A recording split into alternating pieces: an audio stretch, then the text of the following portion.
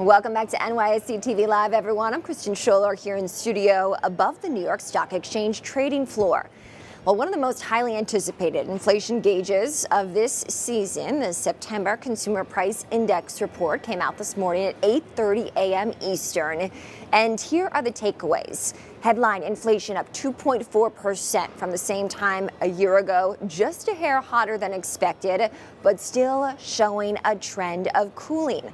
Month over month, that price index up about 0.2%, again a hair above the 0.1% expected.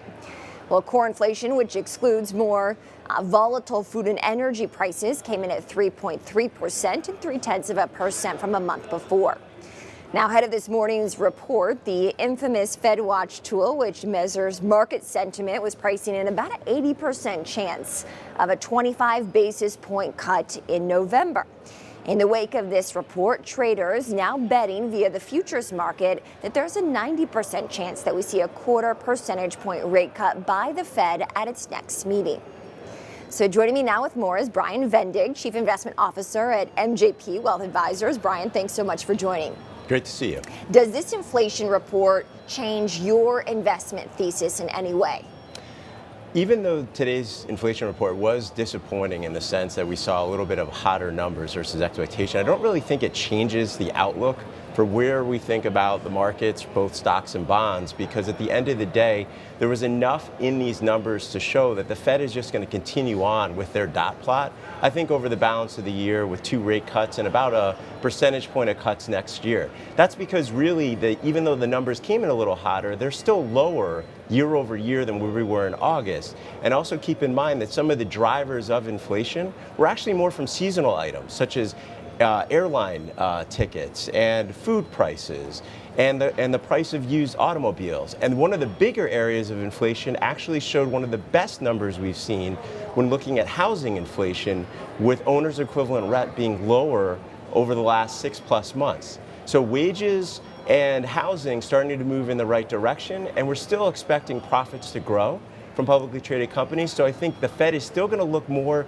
towards stability in the labor market than being so concerned about 1 month number print that was a little hotter than expected.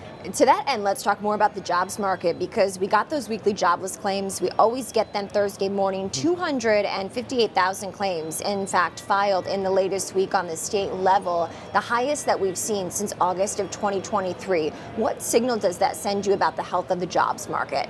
Well, I think the Fed is really focused on the jobs market, especially when looking at small to medium business as well, including jobs, because consumer spending is showing signs that it's slowing, but Americans spend if they feel like they have a job.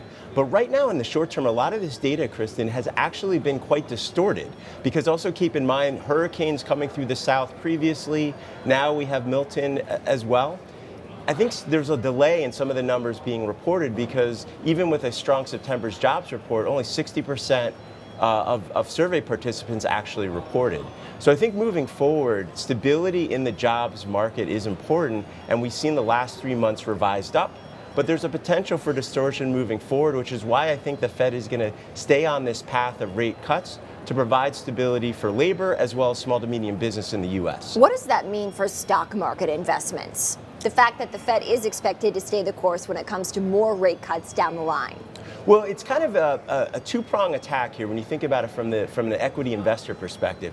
If you believe the economy is not going into a recession, you're getting this North Star from the Fed of support with rate cuts over the next, call it 15 months or so. And you're seeing earnings growth, it actually helps to support cyclical stocks or more demand-oriented stocks get a little bit of an uplift in earnings power over the next year or so. Not to say that mega cap tech is dead, but I think from a valuation perspective, being aware where the risks lie is really important. The other part is small cap stocks have also shown to be an area historically that has outperformed as the rate cycle plays out, especially to an easing. And if we get that support domestically where there is stability in jobs and also in domestic supply, you can also expect to see earnings growth from smaller companies versus right now this dominance that we're seeing from larger ones. Let's talk about earnings season.